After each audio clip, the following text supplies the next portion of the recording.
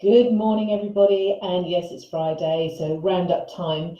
And today, biggie, ladies, biggie. So my week started with lessons, with knowledge, with understanding, and real challenges to me about my skills and things like that. So I went on a business course for the day, an absolute sort of immersion type thing, what I'm not doing stuff. Anyway, so that's what started this week. But what I wanted to do is end the week in the same way. So, and I know full well that often what happens is we as women hide our opinions. And I know a lot of my people that I coach, my clients, they're in business, they're women in business, and they fear going live. They fear speaking up. They fear putting their opinions out there or actually saying, well, it is an opinion. I think this is an amazing opportunity for you, because they expect this torrent of abuse or that they can't control, if that makes sense. Because once it's out there, it's out there. And there's a real unease about it. And when you dig down, it's all about that feelings of rejection, that feelings of being ostracized, being criticized, the emperor's new clothes. And I remember that so well when I first learned NLP, and it was so bloody amazing. And I thought, oh, people think this is a bit weird. They'll think it's a bit black magic-y, because actually it really does work. And it was all those sorts of things. So you say, I won't tell anyone that that's what I'm doing. And I think, well, actually, no, we do need to be out there. It's not about being ridiculed. It's not about being embarrassed. There are ways of dealing with this. But, you know, that list goes on. That list of fears goes on and on and on. And it's a bit like going for interviews. Bloody hell, get out there and sell yourself. And it's not about being big-headed, and it's not about being wrong. And fine, you might not get the answers you want. But again, it's that fear of sticking your head above the parapet, isn't it? And I truly, truly, 100% believe that women are in the majority of these people who fear putting their names forward first, and, you know, applying for things that actually they haven't got the qualifications for, but they do have the transferable qualifications for. And it's all out there. So I'm not going to go into that, because that's not what today is all about. But it's about sort of attracting that type of response that we often fear. So, you know, I think when you do it and it's in the public eye, I think that just increases the fears. Now, do I celebrate? And I think not so long ago, maybe last week, the week before, I mentioned I'd never attracted any haters. Well, I still haven't. That's true. And do I want to? No, I still don't want to. But I have been challenged, and I've been challenged in public by a man I do actually know, but from years and years ago when he trained me in a leadership course. Do I celebrate it? Not particularly, not how a lot of people go, well, woo, I have my first hater sort of thing. No, it's not that at all, because in actual fact, I don't ever set out to embarrass anybody else or to belittle anybody, especially not a fellow human being. Maybe if I think it's a cartoon character or something, but nothing living and breathing. No, that's not where I come from. So if I just explain, I posted on LinkedIn an article that came from one of my coach people that I follow, who's amazing, and it's for women over a certain age. And I took this article because it was absolutely resonated with me, and I put it onto LinkedIn.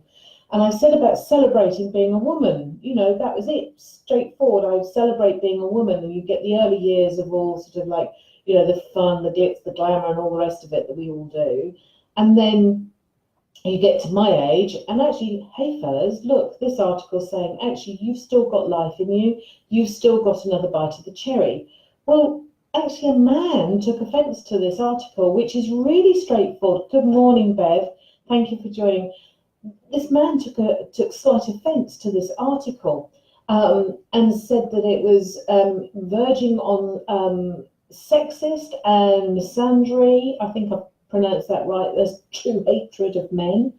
I just thought, wow, no way is it that. And then my daughter went online and, bless her, backed me up and said, well, no, hang on a moment. But why am I telling you this? Because, well, why does it come into personal development? Why does it come into self-coaching? And I'll explain. Because my response was to go back and explain myself. Excuse me, but after X amount of years working in blah, blah, blah, and being a woman of a certain age, this article resonated with me. And I'm thinking, once I sent it, I thought, oh my God, I've just apologised for having an opinion. Damn it, no. And I had to sit with that for a little while. So on reflection, and this is why I'm sharing it with you, on reflection, I shouldn't have done that. I wish I hadn't have done that, because there are better ways of doing it. I didn't need to explain myself about this article, because everyone is entitled to an opinion. Everyone is entitled to express themselves freely. He criticised me for putting this out in the media rather than focusing just in a woman-only area. Wow. In actual fact, if I'd have sat back and thought about it, what is the thing that makes us upset? When we read something or we see something or we hear something, what is it that makes us upset?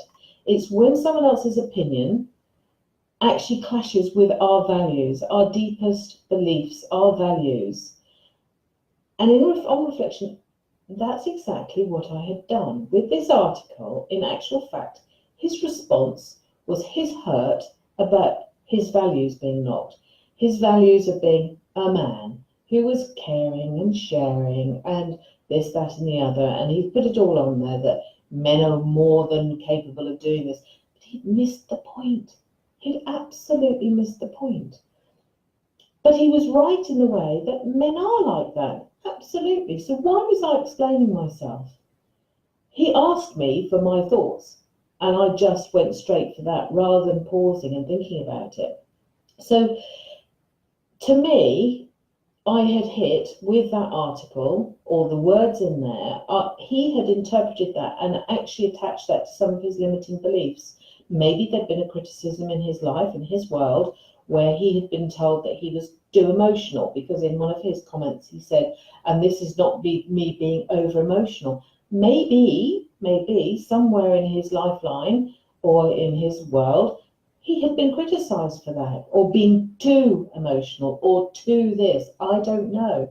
But what I had done is almost not allowed him to explore that by actually saying, actually, this is me.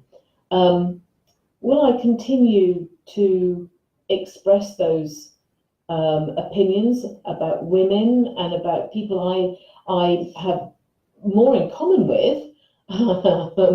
Yes, I will. Absolutely, I will. Will I continue to be very quick to come back with my opinion in response to someone else's opinion? No. What I would like to share with you is potentially what my learnings are, is I will explore more of where they're coming from.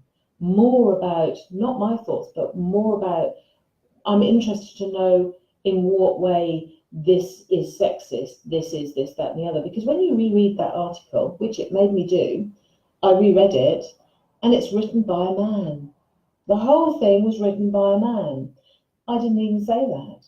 But I don't want to get into an argument either. So again, it's that, don't give your opinion unless you're asked for it. If you're asked for it, explore where they're coming from first. It may be that you actually don't want to express your opinion after that, and allow them to be right in their world from their perspective. So I hope that's going to be valuable to you, and it hopefully allows you to express yourself freely and have an opinion freely, and not fear anybody coming back to you, because they will be right from their world, just not from yours. Anyway, have a great weekend, and please share my videos, and I'll see you on Monday. Bye-bye.